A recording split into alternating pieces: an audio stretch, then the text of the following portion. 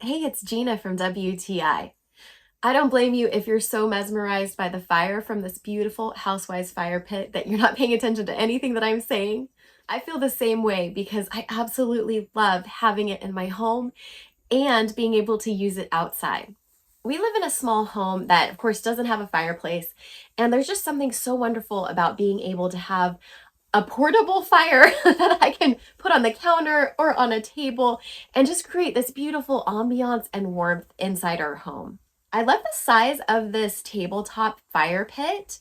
It has a good size flame with absolutely no smoke because I'm using the Housewise ethanol fuel as well. It's really high quality and is sustainably sourced. There's no smoke or smell when you're burning it. And it's so perfect to roast marshmallows over. In fact, the kit comes with 4 expandable marshmallow sticks. I love that this is portable. We actually took it to a friend's house for a gathering, and the kids just loved being able to roast marshmallows over it. The concrete is so beautiful and aesthetically pleasing.